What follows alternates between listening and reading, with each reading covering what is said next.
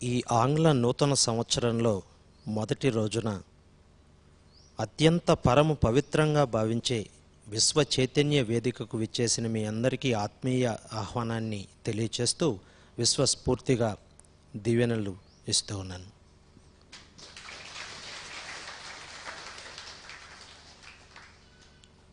అలాగే ఈ నూతన సంవత్సర శుభాకాంక్షలు అందరికీ, మీ ఇంటిల్లిపాదికి, ఇంట్లో ఉన్నవారికి కూడా ఇస్తున్నాను.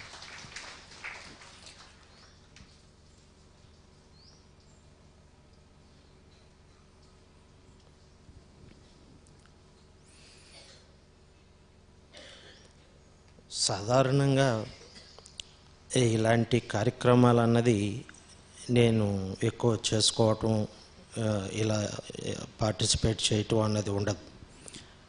అది ఏది చేసినప్పటికీ కూడా మీకోసం మీరు తెలుసుకోవాలి.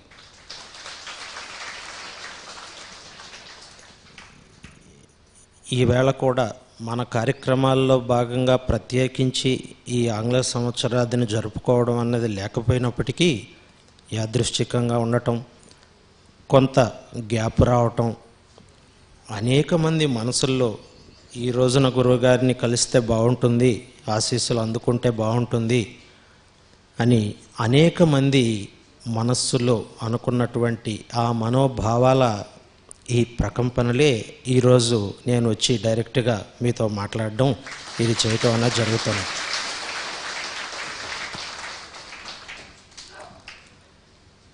అయితే ఈ వేళన మనం మనసులో అనుకుంటే గురువుగారికి ఎలా తెలిసింది? మరి మనందరి కోరికలు తీర్చడానికి మొదటి రోజున మన కోసం వచ్చారు కదా అంటే, దీన్ని బట్టి స్పష్టంగా అర్థమవుతున్నదేంటి? మనం భక్తిగా క్రమశిక్షణతో క్రమం తప్పకుండా ప్రతినిత్యం ఈ ధ్యాన ప్రక్రియలో ఒక కాన్స్టెంట్ మార్గాన్ని ఒకటి మనం దారి ఏర్పాటు చేసుకుంటే, ఈరోజే కాదు ఎప్పటికీ కూడా మనం అనుకున్నది గురువుగారు వింటారు, మనకు సలహాలు సూచనలు అందిస్తారు అని చెప్పడానికి ప్రత్యక్ష సాక్ష్యమే ఇది.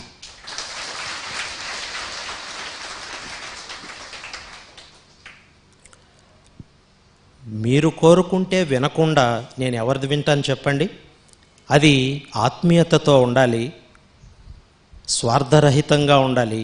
అలా ఉన్నప్పుడు మీరు కోరుకుంటే తప్పనిసరిగా వాటి నిజ నిర్ధారణ అనంతరం మీకు విషయాన్ని తెలియజేయటం, ఫలితాలని అందచేయటం, ఆశీస్సులని అందచేయటం, ఇవన్నీ కూడా క్రమం తప్పకుండా జరిగిపోతూ ఉంటాయి. సరే, ఏదో ఎంతో ఉత్సాహంగా కేరింతల మధ్య నానా బీభత్సాలు చేస్తూ, ఏదేదో వికృత చేష్టలు చేస్తూ రాత్రి ఆహ్వానించారనుకుంటాను ఏదో ఈ సంవత్సరాన్ని. నేను అనుకోవటం అది మామూలు స్థాయిలో ఉండదు, చాలా ఎక్కువ స్థాయిలోనే ఆహ్వానించారని అనుకుంటున్నాను. ఇందులో కొంతమంది అలా అయితే, కొంతమంది పైశాచిక ఆనందం తారాస్థాయికి చేరి ఒక వికృత రూపాలని ప్రదర్శించటం ఇలా కూడా జరిగాయి. సరే, ఏది ఏమైనప్పటికీ కూడా ఈ ఆహ్వానించినటువంటి విధానం ఏమిటి, అది అందులో ఏమైనా మార్పులు అవసరమా, మనం ప్రతి సంవత్సరం ఇలాగ ఏదో చేస్తూ ఉన్నామే అని కాసెంతైనా ఆలోచన అన్నది వస్తే దానికి మార్పుకు శ్రీకారం చుట్టడానికి ఏం చేయాలి అన్నది మనం ఆలోచించవచ్చు. మనం బాగా గమనించినట్లయితే ప్రతి సంవత్సరం కూడా ఇలా రావటం అన్నది గమనిస్తూ ఉన్నాం. గత సంవత్సరం వచ్చింది, ఇప్పుడు వస్తుంది, మళ్ళీ వస్తుంది, మనం మధ్యలో వచ్చాం, మధ్యలో వెళ్ళిపోతున్నాం, ఇవి వస్తూనే ఉంటాయి. ఈ సత్యాన్ని గ్రహించాలి. ఇందులో ఏమున్నది ప్రత్యేకత అంటే, ప్రత్యేకత ఉంది. ఇవి వస్తూనే ఉంటాయి, మధ్యలోనే మనం వస్తాం, వెళ్ళిపోతాం. ఇవి మాత్రం ఎప్పటికీ వస్తూనే ఉంటాయి. అయితే గతంలో వీటిని గుర్తించినటువంటి వారు లేరు, పెద్దగా పట్టించుకున్నటువంటి వారు లేరు. అయితే దానికో ప్రాధాన్యత కల్పించి ప్రచార ఆర్భాటాలు చేసి నానా బీభత్సమైనటువంటి ఒక వికృత సంస్కృతికి తెరదీశారు. ఈవేళ ప్రతి ఒక్కరూ ఏదో ఒకటి చెయ్యాలి, ఏదో ఆ రోజున అన్నంతగా ఇప్పుడు జరుగుతోన్నది. అయితే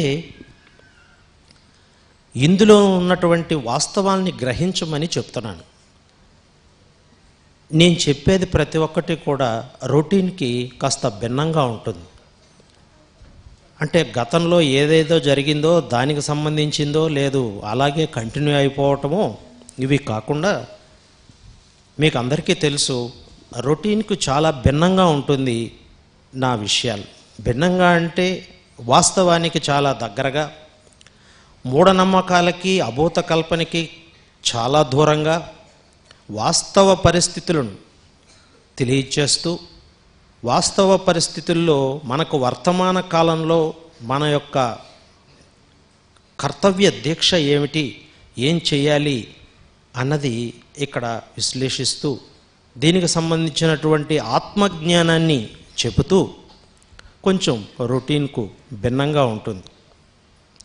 అందులో మనిషి గురించే ఎక్కువగా చెప్పడం, మానవత్వం గురించి ఎక్కువగా చెప్పడం, మనిషి ఎలా ఎదగాలో చెప్పటం, మానవ జీవితంలో అత్యంత తక్కువ సమయం ఉన్నది, అత్యంత ఉన్నతమైన స్థాయిని చేరుకోవటం ఎలాగో కూడా చాలాసార్లు పలుమార్లు ప్రసంగాల్లో చెప్పాను.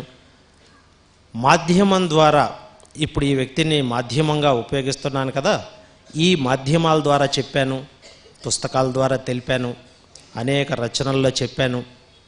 ఇవన్నీ కూడా మీలో మార్పు కోసం మారాలి. ఇప్పుడు వెళుతున్నటువంటి ఆధునిక సైన్స్ అండ్ టెక్నాలజీకి అనుగుణంగా చాలా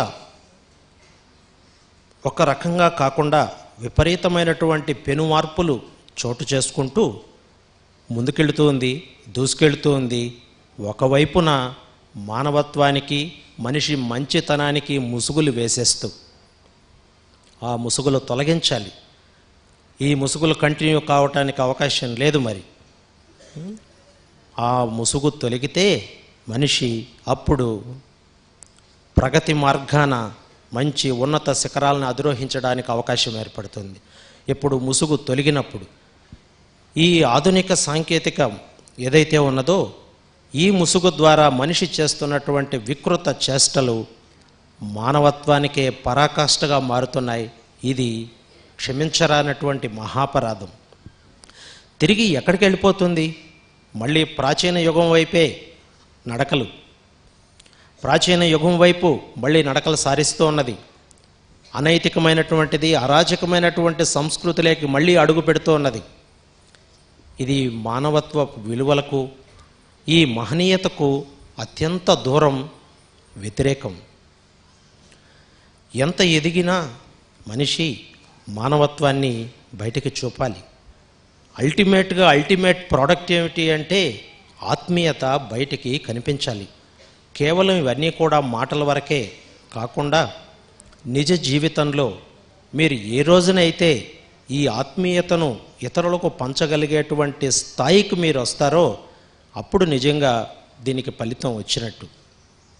సరే, ఇదేదో మీరు చేసే ప్రక్రియ కాబట్టి అందులో చాలామంది మొదటి రోజు కాబట్టి ఈ మొదటి రోజున ఏవేవో ప్రణాళికలు వేసుకోవటం, చాలా భారీ ఎత్తున ఏవేవో కోరికలు కోరుకోవటం, డిసెంబర్ 31 నాటికి తీరిన ఆ కోరికలు తీరిపోయినటువంటి వాళ్ళు కాస్త ఆనందంగా ఉండటం, తీరనటువంటి వాళ్ళు ఏం బాగోలేదండి ఈ సంవత్సరం అంతా కూడా ఇలా గజిబిజిగానే గడిచిపోయింది అని అనుకోవటం, కొంతమంది అలా కొంతమంది ఇలా సంవత్సరం గడిపేస్తున్నాం. బాగానే ఆహ్వానించాం, వెళ్ళిపోయేటప్పుడు ఏమైనా చేస్తున్నామా మనం? ఏం చప్పుడు లేకుండా పంపించేస్తున్నాం, అవునా? ఈ మధ్యకాలంలో 365 రోజులు మనం చేస్తున్నదేంటి? ఇది చాలా ఇంపార్టెంట్. ఇప్పుడు గత సంవత్సరం వెళ్ళిపోయింది, ఇక మనకు సంబంధం లేదు.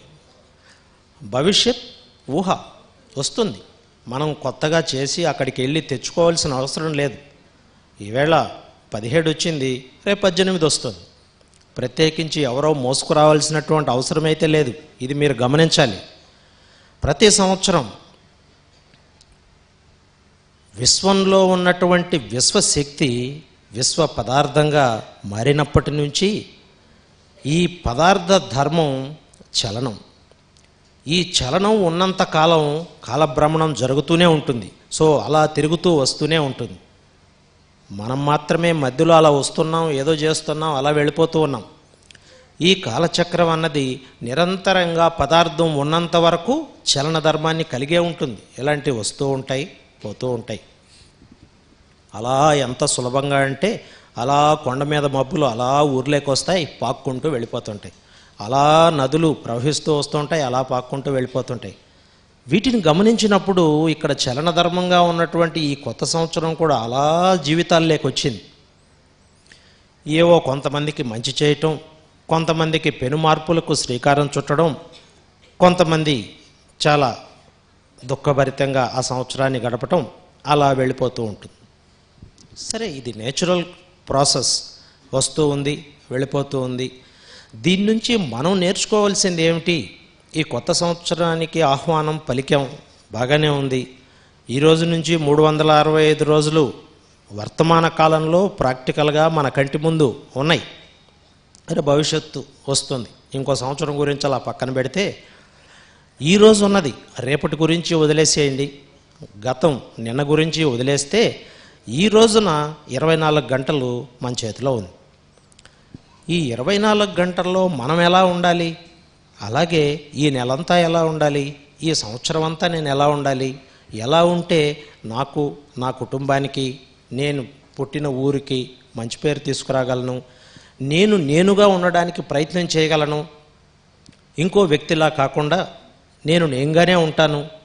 అలాగే ఇతరులకు మాట్లాడే విధానం, మర్యాద, ఆప్యాయత, ఆత్మీయత ఇవన్నీ ఎలా నేను పంచిపెట్టగలను, సాటి మనిషిలోని మానవత్వాన్ని నేను ఎలా దర్శించగలను, ఈ మానవత్వం అన్నటువంటి దీపం ఆరిపోకుండా ఎలా కాపాడగలను, నా వంతు సహాయ సహకారాలు సమాజంలో మంచి మనిషిగా ఉండటానికి, మానవత్వం నిలబడడానికి ఏ రకంగా నేను ప్రయత్నం చేయగలను అన్నది ప్రధానమైనటువంటి అంశం.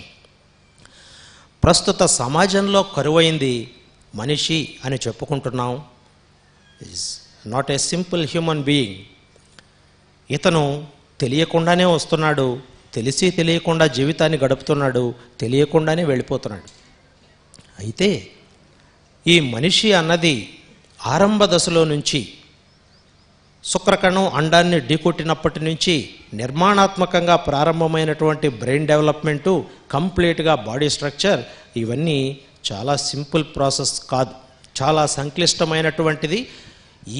ఈ రోజు కూడా దాదాపుగా 70 నుంచి 75% బ్రెయిన్కు సంబంధించినటువంటి పూర్తి సమగ్ర సమాచారం అందుబాటులో లేదు, లేకుండానే జరుగుతూ ఉన్నది. ఏదో ఈ మధ్యకాలంలో శాస్త్ర సాంకేతిక పరిజ్ఞానం పెరిగిన తర్వాత కొంత మార్పులు రావటం, వాటి గురించి తెలుసుకోవటం, తెలియనిది అన్ఎక్స్ప్లోర్డ్ ఏరియా చాలా ఉంది. సో భవిష్యత్తులో వీటిని కూడా తెలుసుకుంటారని ఆశిద్దాం. అయితే ఎందుకు చెప్తున్నాను అంటే, మనిషి సామాన్యుడు కాదు, మనిషిలో అన్నీ ఉన్నాయి, మనిషి సాధించలేనటువంటిది ఏదీ లేదు. ఈ మార్గంలో ఇతనికి ఉన్నటువంటి ఈ స్వయం శక్తి ఏదైతే ఉన్నదో, ఈ సెల్ఫ్ కాన్ఫిడెన్స్ లెవెల్, తన మీద తనకున్నటువంటి నమ్మకం, తన మీద తనకున్నటువంటి నిగ్రహం, సెల్ఫ్ కంట్రోల్, సో వీటి ద్వారా మనిషి ఎంతో ఉన్నత ఎత్తుకు ఎదగచ్చు అని చెప్తూ, పర్టికులర్గా నా వరకు వచ్చేటప్పటికి ఈ ధ్యాన మనో ప్రస్థానం ద్వారా ప్రస్థాన ధ్యానాన్ని మీకు అందరికీ చెప్పటం, ఈ ప్రస్థాన ధ్యానంకు ఉన్నటువంటి ఉపయోగాలు ఏమిటి, ప్రస్థాన ధ్యానం ద్వారా మనిషి ఏం సాధించవచ్చు అని గతంలో చెప్పాను, ఇప్పుడు చెప్తున్నాను, పుస్తకాల్లో ఉన్నాయి. కేవలం మీకు కాస్త ఓపిక పెట్టుకొని చదివి అర్థం చేసుకొని ఆచరణలోకి తీసుకొస్తే ఇంకా సంతోషించడం జరుగుతుంది. అవి సత్ఫలితాలను ఇస్తాయని మాత్రం ఖచ్చితంగా చెప్పగలను. ఎందుకంటే కేవలం ఈ విశ్వంలో ఇది బాగా గమనించండి. ఏది చూసినా ప్రస్థాన పద్ధతిలోనే జరుగుతుంది. ప్రస్థానం అంటే అంచెలంచెలుగా ఎదగటమే జరుగుతుంది. ఉదాహరణకి మీరు మొట్టమొదట పుట్టుకకు ముందు కేవలం ఒకే ఒక కణం, తర్వాత శుక్రకణం అండాన్ని కలవడం, అంచెలంచెలుగా పెరగడం, నిర్మాణాత్మకంగా ఒక నిర్మాణం ఏర్పడడం, ఒక ఆకారం ఏర్పడడం, భూమి మీదకి రావడం జరిగింది. ఇవన్నీ కూడా ప్రస్థానమే. తర్వాత ఏమైనా ఆగిందా? లేదు. చిన్న పిల్లవాడుగా ఉండడం, అలా నడవటం, కొంచెం పెద్ద అవడం పూర్తిగా. అంటే ఈ ప్రస్థానం అన్నది జరుగుతుంది. మీరు విశ్వంలో ఏది తీసుకున్నా, ఏ నక్షత్రాన్ని తీసుకున్నా, లేదు ఏ గ్రహాన్ని తీసుకున్నా, ఏ జీవరాశిని తీసుకున్నా, ఏ జంతువుని తీసుకున్నా, ఏ చెట్టును తీసుకున్నప్పటికీ కూడా ఈ ప్రస్థానం అన్నది కంటిన్యూగా అంచెలంచెలుగా ఎదగటం అన్నది పరిణామ వ్యవస్థను మనం గమనించాలి. వీరేదో గతంలో కొంతమంది చెప్పినట్టుగా అలాగో సృష్టించబడి రావటం, ఎవరో కూర్చొని పైన ఇవన్నీ చేస్తూ ఉన్నారు అనేటువంటి భ్రమల నుంచి ముఖ్యంగా బయటకు రమ్మని చెప్పి నేను చెప్పడం. ఈ మూఢనమ్మకాలకు భ్రమలకు చాలా దూరంగా ఉండమని, ఆలోచించమని, ఏం జరుగుతుందో వాట్ ఈస్ వాట్ మీరు ఓన్గా అనాలిసిస్ చేయమని కూడా చెప్తూ ఉన్నాను. అయితే ఈ నేపథ్యంలో అత్యంత సంక్లిష్టమైనటువంటి మెదడు నిర్మాణాన్ని కలిగినటువంటి మనిషి ప్రతి ఒక్కటి ప్రస్థానంలోనే జరుగుతూ ఉంటుంది. కాబట్టి అందుకే ఈ ప్రాక్టికల్ ఫిలాసఫీ ద్వారా మానవత్వమే మతంగా జరుగుతున్నటువంటి ఈ మహాయజ్ఞంలో మీరు కూడా పాల్గొనమని, దానికి సంబంధించినటువంటి జ్ఞానాన్ని పొందమని, ఇది ఏది జరిగినప్పటికీ కూడా మనిషి వలన, మనిషి చేత, మనిషి కొరకే అన్నది గమనించమంటున్నాను. విశ్వంలో ఏది జరిగినా, మనకు భూమి మీద పర్టికులర్గా ఏది జరిగినా, ఇవన్నీ చేసుకున్నటువంటి కార్యక్రమాలు అన్నీ కూడా మనిషి వలన, మనిషి చేత, మనిషి కొరకే. ఇది గమనించండి. ఏదో అతీంద్రియ శక్తుల కోసమనో, లేదు ఇంకొకటి కోసమనో, దేవుడి కోసమనో అది పక్కన పెడితే, ఏది చేసినా మనిషి చేస్తున్నాడు, మనిషి కోసమే చేస్తున్నాడు, మనిషి వలనే జరుగుతుంది. దీన్ని గమనించండి. మనిషి యొక్క గొప్పతనాన్ని ఇక్కడ విశ్లేషణ చేస్తే, ఇప్పుడు ప్రస్తుతం ఉన్నటువంటి అధునాతన సాంకేతికమైనటువంటి ఈ పరిజ్ఞానంతో అనేక పుంతలు తొక్కుతూ ముందుకెళ్తుంటే సమాజం, అయితే విచిత్రమైనటువంటి మానసిక సంఘర్షణలు, విచిత్రమైనటువంటి మనోభావాలు, ఇవన్నీ కూడా మనిషిని వేధిస్తున్నాయి. అనేక రకాలైనటువంటి వ్యాధులకు మనిషి గురి కావడం. ప్రస్తుతం ముఖ్యంగా గమనిస్తే మానసికమైనటువంటి, శారీరకాన్ని పక్కన పెట్టినా కూడా మానసికమైనటువంటి ఎన్నో వ్యయ ప్రయాసలకు ఇబ్బంది పడుతూ, రకరకాలైనటువంటి సమస్యలకు గురవుతూ, అసలు అంతుచిక్కనటువంటి పరిస్థితులు డాక్టర్లకు కల్పిస్తూ, వారికి కూడా తెలియనటువంటి సరికొత్త సంగతులు వెలుగు చూస్తున్నాయి. మరి ఈ నేపథ్యంలో దీనికి ఎవరు ఆదుకుంటారు? ఏం చేయాలి?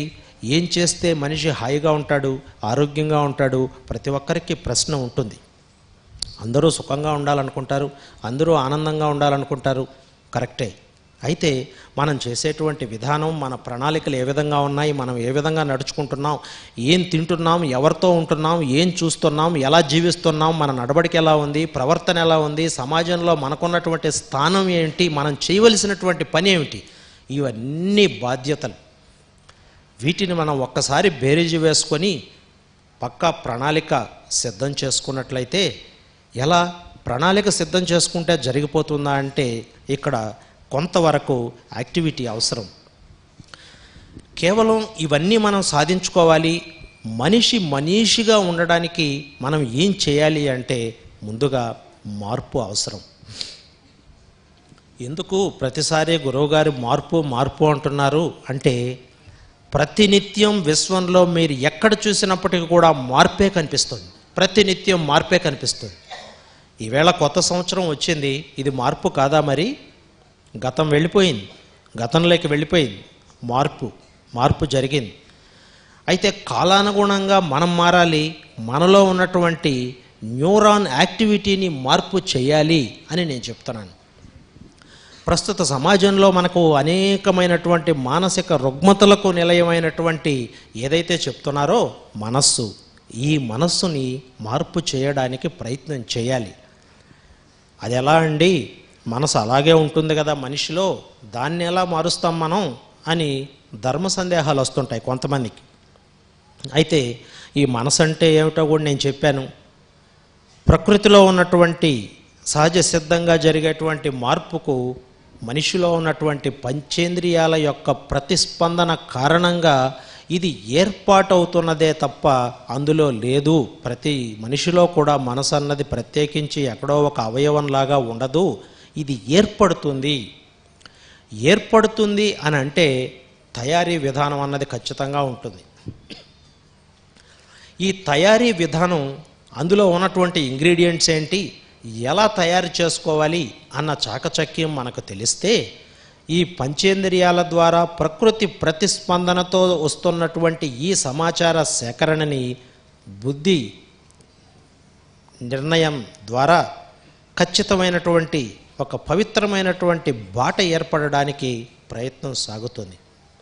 అయితే మనం చేయవలసిందేంటి, ఆలోచన విధానంలో మార్పు రావాలి. మన ఆలోచనలు ఏంటి, మనం ఏం చేస్తున్నాం, మనం దేన్ని చూడాలి, దేన్ని చూడకూడదు, దేన్ని వినాలి, దేన్ని వినకూడదు, ఇలాంటి అవగాహన కొంత పెంపొందించుకొని మనం ఈ ప్రస్థాన ధ్యానం ద్వారా ఆ మార్గంలోకి వచ్చినట్లయితే ఖచ్చితంగా నేను చెప్పగలను, మనిషిగా ఎదగడంలో ఎటువంటి సందేహం ఉండదు అని.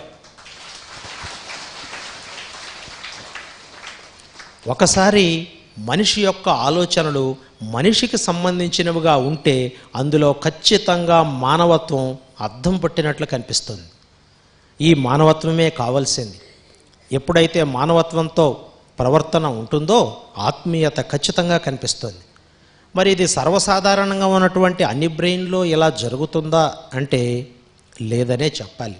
అంటే దానికి తగినటువంటి మార్పులు జరగాలి.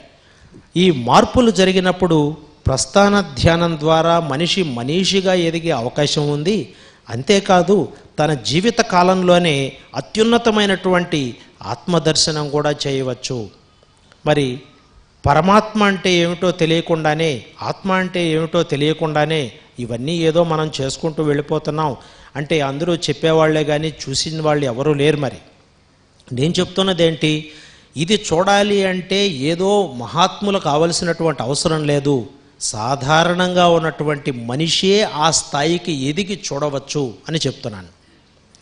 అందులో భాగంగానే మరి ఈవేళ మీకు అందరికీ కూడా తెలుసు, నేను ఎక్కడో ఉన్నాను, మాధ్యమం ద్వారా నేను అనుకున్నటువంటి భావాల్ని మీతో మాట్లాడుతున్నాను. ఈ ప్రక్రియ మీకు ప్రత్యక్ష నిదర్శనం. ఎలా చేస్తున్నారు, ఏం చెప్తున్నాను, ఇవన్నీ కూడా మీకు గతంలో చెప్పినటువంటిది. ఎక్కడో సుదూరంగా కూర్చొని నా మనోభావాలు మీతో ఏదైతే పంచుకోవాలనుకుంటున్నానో ఇంకొక మాధ్యమం ద్వారా, ఈ ప్రక్రియ ద్వారా చేస్తూ ఉన్నాను. ఇది చాలు.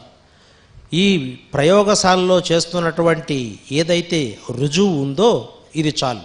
అంటే ప్రకృతిలో ఏం జరుగుతుంది, గతంలో ఏం జరగలేదు, ఇప్పుడు ఏం చేసి చూపిస్తున్నారు అన్నటువంటిది నెమ్మదిగా అవగాహన చేసుకుంటే ప్రస్థాన ధ్యానం ద్వారా మనం ఎంత అభివృద్ధిలోకి రావచ్చు, ఎంత ఆరోగ్యంగా సమాజంలో మనం బతకచ్చు, అందరికంటే భిన్నంగా మన జీవితాన్ని మనం ఎలా గడపచ్చు, మన పిల్లల్ని మనం ఎలా పెంచుకుంటూ వెళ్ళచ్చు, ఈ ప్రస్థాన ధ్యానం ద్వారా మాత్రమే సాధ్యమవుతుంది. దీనికి ఆల్టర్నేటివ్ ఇంకొకటి లేదని మాత్రం చెప్తున్నాను.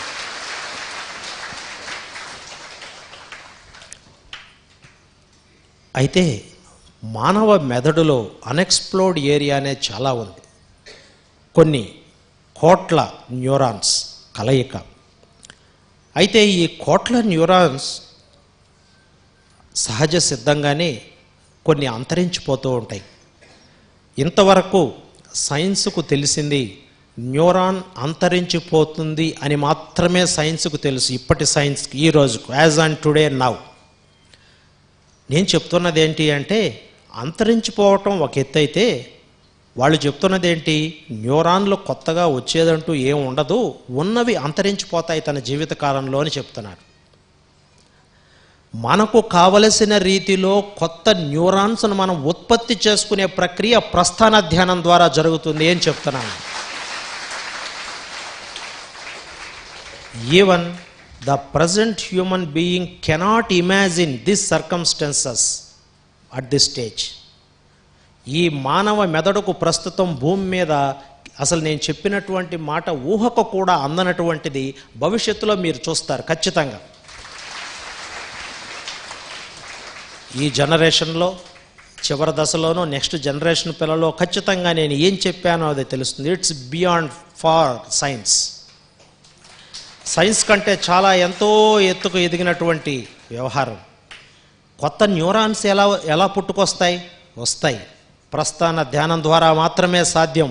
మనకు ఏదేది సమస్యలు ఉన్నాయో అవన్నీ అంతరించిపోయినా మనకు కావలసిన రీతిలో మనం న్యూరాన్స్ని యాక్టివేట్ చేసుకున్నట్లయితే కెటబాలిజం, మెటబాలిజం, అనబాలిజం, ఈ బాలిజంలో మొత్తం సహజ ప్రక్రియలన్నీ నిత్య నూతనంగా శరీరంలో జరుగుతున్నప్పుడు మనిషికి వచ్చేటువంటి ఆలోచనలు కానీ, విధానం కానీ, సమాజంలో అతను ప్రవర్తించే తీరుతెన్నులు కానీ, ఆరోగ్యంగా తన జీవితాన్ని గడపడం కానీ ఇవన్నీ కూడా సాధ్యం ప్రస్థాన ధ్యానంతో.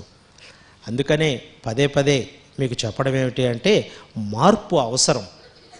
ఆ మార్పుకు మొదటి రోజైన ఆంగ్ల సంవత్సరాది రోజు మొదటి రోజైన ఈ రోజున ఆ మార్పుకు శ్రీకారం నేను చుడతాను అన్నటువంటి సత్సంకల్పంతో మీరు ఈ యజ్ఞాన్ని స్టార్ట్ చేస్తే చివరకు సంవత్సరం అంతం అంటే దాదాపు 365 రోజుల్లో కనీసం కొంత మార్పైనా మనకు కనిపిస్తుంది. అందుకని ప్రతినిత్యం ఈ ప్రస్థాన ధ్యానం ఏంటో దాన్ని ఆ ప్రయత్నం చేయడానికి మీరు సహకరించి పాల్గొనాలని చెప్పి నేను కోరుతున్నాను. ఎందుకంటే ఇది మీ భాషలో చెప్పాలి అంటే ఒక అక్షయ పాత్ర లాంటిది, ఆరోగ్యాన్ని ప్రసాదించేటువంటిది. ఎక్కడో బయట నుంచి రాదు, ఎక్కడో బయట నుంచి ఏదో వచ్చేస్తుందనేటువంటి భ్రమలు, మూఢనమ్మకాల నుంచి దూరంగా ఉండండి. ఇక్కడ శరీరంలో మీరు మీకుగా మీకు కావలసిన రీతిలో చేసుకునేదానికి అవకాశం ఉంది. మనిషి అన్నటువంటి వ్యక్తి సామాన్యుడు కాదు. సకలం సర్వం అన్నీ అందులో ఉన్నాయి. మనిషిగా తన ఏదైనా సాధించగలిగినటువంటి శక్తియుక్తులు ఉన్నాయి. అంతేకాని మనిషిని మనిషిగా గుర్తించినప్పుడు మనిషి నాకేమీ తెలియదు, నాకేమీ రాదు అని చెప్పి ఒకవైపున తను సూసైడల్ టెండెన్సీ, సూసైడల్ థాట్స్, ఈ మధ్య కాలంలో మనకి రకరకాలుగా వస్తున్నటువంటి న్యూరో ప్రాబ్లమ్స్ ఇవన్నీ కూడా మానసికంగా మనిషి కుచించుకుపోయి అలాగే హరించుకుపోతున్నాడు. ఇది కాదు, ఇది మానవ జాతికి మహాపరాధంగా భావించాలి. ఎందుకంటే అత్యంత శక్తివంతమైనటువంటి దైవాన్ని సైతం ఆకార రూపంలో నిలబెట్టగలిగినటువంటి మనిషి తనను తాను హరించుకోవటమా? ఇది మహాపరాధం. ఏదైనా సాధించాలి, జీవితకాలం ఉన్నప్పుడే సాధించాలి. ఈ క్లిష్టమైనటువంటి మార్గాన్ని ఛేదించాలి, ఆ ఆత్మానందం పొందాలి. మనం బతుకున్నప్పుడే ఈ ఆత్మ ఏమిటో, ఆత్మ వ్యవహారం ఏమిటో, ఈ ఆత్మ వెలుగేమిటో దీన్ని మనం దర్శించగలమా లేమా అన్నటువంటిది దర్శించవచ్చు అని చెప్తున్నాను. ఆత్మను మనం దర్శించవచ్చు. అది ఎలా ఉంటుంది, ఎక్కడ ఉంటుంది అన్నది ఖచ్చితంగా మీరు ఎక్కడ కూడా without any gap, without any disturbance ఈ ప్రస్థాన ధ్యానాన్ని కొనసాగించండి. దీనికి ప్రత్యేకించి ఇంకొక రూపం పొందాలో, లేదు సన్యాసాశ్రమం తీసుకోవాలో, లేదు ఇంకా ఎక్కడైనా ఎత్తైన ప్రదేశాలకు వెళ్ళాలో, లేదు భారీ లోతుల్లోకి వెళ్ళాలో ఏమీ అవసరం లేదు. సర్వసాధారణంగా మీరు జీవితంలో ఏ క్రియలైతే చేస్తూ ఉన్నారో మీ జీవనం గడవడం కోసం వాటితో పాటు ప్రతినిత్యం ఒక పద్ధతిలాగా ఒక టైం టేబుల్ వేసుకొని ఈ రోజు నుంచి స్టార్ట్ చేస్తే ఎలాంటి మార్పులు వస్తాయో, మీలో ఎలాంటి మనోభావాలు వృద్ధి చెందుతాయో వాటిని అన్నిటినీ డైరీలో రాయటానికి ప్రయత్నం చేయండి. అలా చేసినప్పుడు ఏమవుతుందంటే మనలో ఉన్నటువంటి న్యూరాన్లు మార్పుకు గురైనప్పుడు ఆ తీరుతెన్నులే వేరుగా ఉంటాయి. ఇది ప్రాక్టికల్గా మీరు అనుభవించవచ్చు. ఎలా? అప్పుడు నేను ఎలా ఉన్నాను, ఇప్పుడు ఎలా ఉన్నాను, దేనికి సమాధానం చెప్పగలుగుతున్నాను, అప్పుడు చెప్పలేనటువంటి స్థితి నాది. అక్కడ చీకట్లో అలా ఉన్నాను, ఇప్పుడు వెలుగులేకొస్తూ ఉన్నాను. ఇది క్లియర్గా తెలుస్తుంది అని చెప్తున్నాను. ప్రాక్టికల్గా నేను అందుకే మీకు చేసి చూపిస్తున్నాను. ముందు ఎవరైనా చేస్తే తర్వాత వాళ్ళు చేయడానికి అవకాశం ఉంటుంది. ఈ ప్రాక్టికల్గా చేసి నేను ఈ ప్రయోగశాలలో ధ్యాన మనోప్రస్థానం అనే ప్రయోగశాలలో మీడియం విధానం ద్వారా ప్రాక్టికల్గా చేసి చూపిస్తున్నప్పుడు ఇక ఒక్క సెకను కూడా మనం ఆలోచించాల్సిన అవసరం లేదని చెప్తున్నాను. మార్గం గుండా వెళ్ళటమే. నేను అన్నీ చెప్తూ ఉన్నాను. ఏదో చెప్పేసి ఎలాగో మీరు వెళ్ళిపోండి అని నేను చెప్పడం లేదు. ఫలాంది చేయండి, నేనున్నాను, నేను చూపిస్తాను దారి, ఎలానో దాన్ని దర్శించండి. జీవితంలో వచ్చినందుకు, తల్లిదండ్రులు జీవితాన్ని ప్రసాదించినందుకు చాలా హాయిగా, హుందాగా ఈ మానవ జీవితాన్ని మనీషిగా ఎదిగి మానవత్వాన్ని పంచుతూ ఆత్మీయతతో సమాజాన్ని ఆత్మీయత సమాజంగా మార్చడానికి మీ వంతు కృషి చేస్తారని, ఈరోజు దీనికి మంచి సంకల్పం తీసుకుంటారని నేను భావిస్తూ, ఆశిస్తూ, ఆశీర్వదిస్తూ ఉన్నాను.